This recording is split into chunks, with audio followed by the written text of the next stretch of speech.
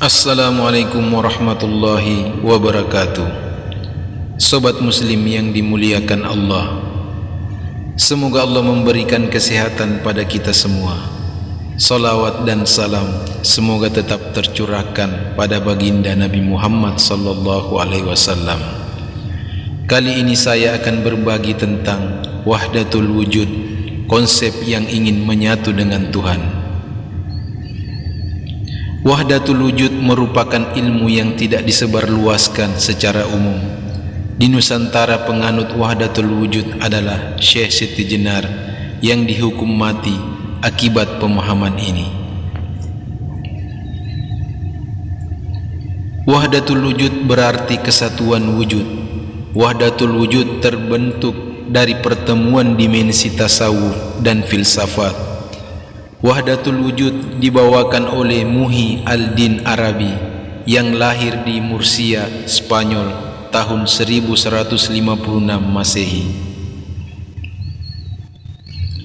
Wahdatul wujud berkeyakinan bahwa seluruh yang ada, walaupun ia nampak sebenarnya tidak ada, dan keberadaannya tergantung pada Tuhan, Sang Pencipta. Yang nampak hanya dari bayang-bayang, yang lain pun tidak ada, karena seluruh alam ini tidak memiliki wujud, dan sebenarnya yang memiliki wujud adalah Tuhan. Dengan kata lain, yang ada hanya satu wujud, yaitu wujud Tuhan, dan yang lainnya hanya merupakan bayang-bayang. Paham ini tampaknya merupakan kelanjutan dari paham hulul yang dibawakan oleh Al-Hallaj.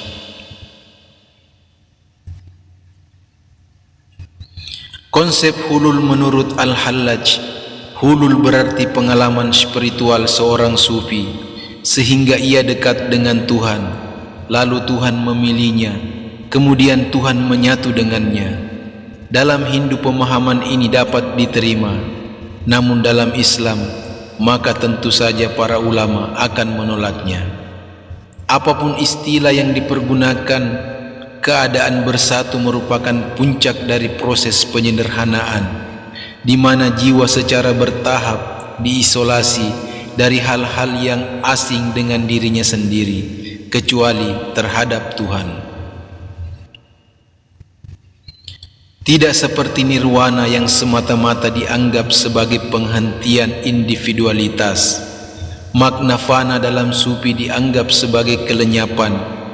Jika ditinjau dari peristiwa yang menyangkut masalah baka, yaitu keabadian dan kesinambungan yang nyata, mereka yang meninggal untuk dapat hidup di dalam Tuhan dan fana, sebagai cara meninggalnya merupakan tanpa tercapainya baka atau menyatu dengan kehidupan ilahi.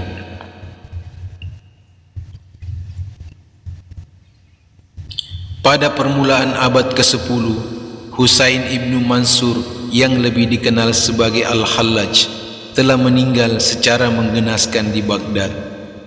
Ia dihukum mati sebab ia telah mengucapkan dua kata, yaitu Anna al-Haq, artinya aku adalah kebenaran atau aku adalah Tuhan. Menurut Al-Hallaj, manusia pada dasarnya memiliki sifat ilahi. Tuhan menciptakan seluruh ciptaannya, termasuk Adam, dari citra dan cinta abadinya, hanya dimiliki olehnya, bagaikan satu cermin. Karena itu, dia memerintahkan para malaikat untuk bersujud kepada Adam. Al-Hallaj berkata dalam puisinya, Maha suci Tuhan yang telah menurunkan kemanusiaannya melalui Adam sebagai rahasia pancaran keilahiannya, kemudian mewujud pada makhluknya yang makan dan minum.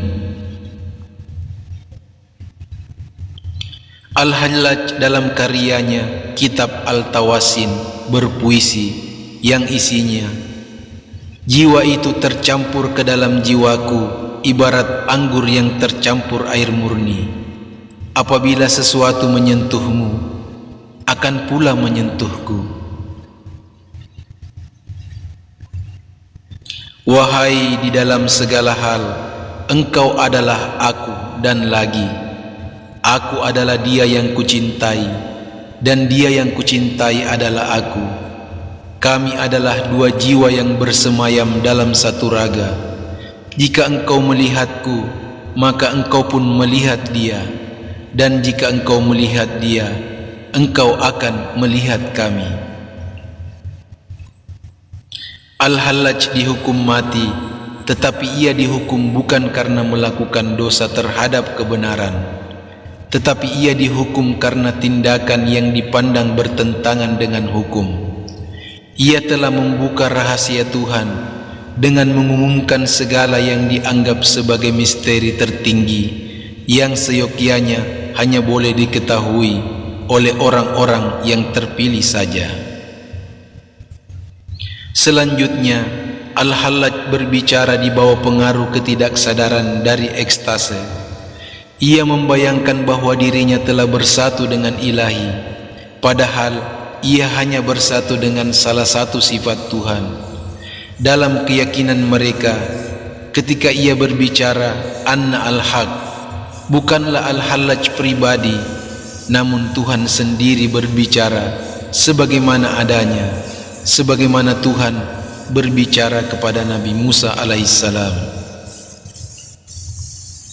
Keterangan terakhir yang mengubah aksioma monistik impersonal diterima sebagian besar sufi sebagai perwujudan Al-Hallaj sejati. Salah satu sufi yang menerima pemikiran ini adalah Jalaluddin Rumi. Wahdatul wujud menurut Ibnu Arabi, paham hulul yang dibawakan Al-Hallaj diistilahkan Ibnu Arabi sebagai Al-Khalq dan Al-Lahud, sifat ketuhanan menjadi Al-Haq.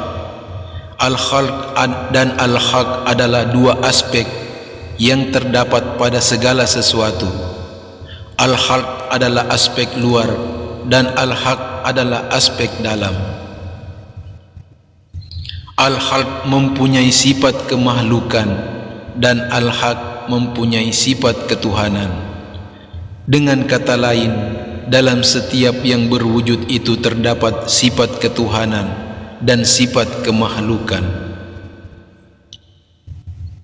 Segala sesuatu itu bergantung pada yang satu dan mutlak. Yang satu ini merupakan sumber dari segala yang berwujud. Dialah Tuhan, dan wujud sekitar Tuhan tidak ada. Tuhanlah yang sebenarnya yang mempunyai wujud yang hakiki, dan yang lain mempunyai wujud nisbi, serta bergantung pada wujud di luar dirinya, yaitu Tuhan. Dengan demikian, segala sesuatu itu sebenarnya tidak memiliki wujud. Semuanya kembali pada satu wujud, yaitu wujud Tuhan. Hal itu tampak dari ungkapan Ibnu Arabi, Maha Suci Zat yang menciptakan segala sesuatu, dan Dia adalah esensi segala sesuatu itu. Paham wahdatul wujud timbul dari filsafat bahwa Tuhan ingin melihat dirinya di luar dirinya. Kemudian diciptakannya alam sebagai cermin yang merefleksikan gambar dirinya. Setiap kali dia ingin melihat dirinya, maka dia melihat alam, karena pada setiap benda alam terdapat aspek Al-Haq. Walaupun segala benda ini kelihatannya banyak, tetapi yang ada sebenarnya hanya satu wujud, yaitu Al-Haq. Perumpamaan Tuhan dengan ciptaannya bagaikan seorang yang melihat cermin di sekelilingnya. Al-Kasani berkata, wajah sebenarnya satu, tetapi jika engkau perbanyak cermin, ia akan menjadi banyak. Filsafat tentang keinginan Tuhan melihat dirinya dan agar dapat dikenali melalui ciptaannya didasarkan pada hadis qudsi. Aku pada mulanya adalah harta yang tersembunyi. Kemudian aku ingin dikenal, maka aku ciptakanlah makhluk, dan mereka pun kenal padaku melalui diriku. Dalam mengartikan ini, Ibnu Arabi mengatakan bahwa Tuhan tidak akan dikenal bila tidak menciptakan alam, maka alam ini adalah penampakan dari Tuhan. Tuhan juga ingin mengenal dirinya sendiri dalam bentuk yang menampakkan sifat-sifat dan nama-namanya secara detail dan sempurna mungkin dalam cermin alam.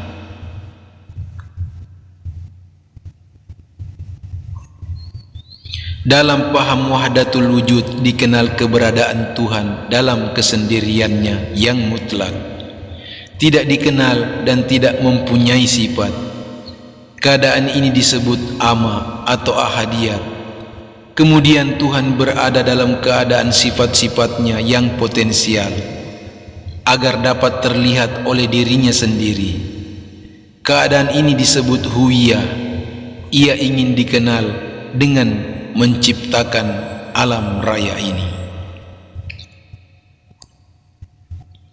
Konsep insan kamil dalam wahdatul wujud, pada mulanya Tuhan menciptakan Nur Muhammad atau hakikat Muhammad atau insan kamil, manusia sempurna. Nur Muhammad ini merupakan dasar atau materi awal alam. Nur Muhammadlah yang merupakan cerminan dan tajalli Tuhan pada setiap benda. Tajalli terjadi ketika Tuhan berada dalam keadaan ania, hakikat yang bersifat parsial, agar ia dapat dikenal. Dikatakan bahwa Tuhan ingin menampilkan dirinya secara sempurna dalam cermin tersebut.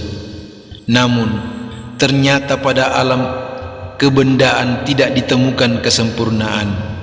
Maka diciptakanlah manusia agar menjadi cermin yang sempurna, seperti yang dinyatakan dalam hadis, dan diciptakanlah Adam seperti bentuk Tuhan. Di antara manusia sempurna untuk mentajallikan Tuhan adalah diri para nabi, dan Nabi Muhammad sallallahu alaihi wasallam adalah nabi paling mulia. Selanjutnya Nur Muhammad dan Nabi Muhammad sallallahu alaihi wasallam adalah dua istilah berbeda. Nur Muhammad merupakan sesuatu yang memancar dari Tuhan sebagai cerminan kesempurnaan bagi dirinya, sehingga ia dapat menampakkan dirinya pada manusia. Kesempurnaan yang paling sempurna hanya tampak pada diri Nabi Muhammad sallallahu alaihi wasallam sebagai insan kamil. Nabi Muhammad sallallahu alaihi wasallam merupakan keseluruhan teofani, nama keagungan ilahi dan keseluruhan alam dalam kesatuannya sebagai penampakan diri Tuhan. Nabi Muhammad sallallahu alaihi wasallam adalah prototipe alam semesta dan manusia, karena ia merupakan cerminan alam secara keseluruhan yang masing-masing dapat melihat yang lainnya. Konsep insan kamil ini akan terus ada walaupun Nabi Muhammad sallallahu alaihi wasallam telah tiada. Akan dapat dicapai oleh para sufi atau wali yang telah membersihkan dirinya, sehingga yang nampak dalam dirinya adalah aspek al-haqnya. Paham wahdatul wujud ini dikelompokkan ke dalam tasawuf filosofis. Hal ini disebabkan dari teori-teori yang banyak unsur-unsur filsafatnya, seperti materi awal penciptaan Tuhan, dan adapun unsur tasawufnya terdapat pada pemahaman penyatuan wujud segala sesuatu kepada wujud Allah semata. Dengan pemahaman wahdatul wujud ini, Ibnu Arabi mengembangkan penyatuan agama-agama wahdatul adyan. Menurutnya, sumber agama-agama adalah satu, yaitu Nur Muhammad. Semua umat agamanya menyembah Tuhan yang satu dan menampakkan diri dalam bentuk-bentuk yang mereka sembah. Dan tujuan ibadah sebenarnya adalah merealisasikan kesatuan zat yang mereka sembah. Sobat muslim yang dimuliakan Allah, demikianlah tentang wahdatul wujud, konsep yang ingin menyatu dengan Tuhan. Semoga bermanfaat. Wassalamualaikum warahmatullahi wabarakatuh.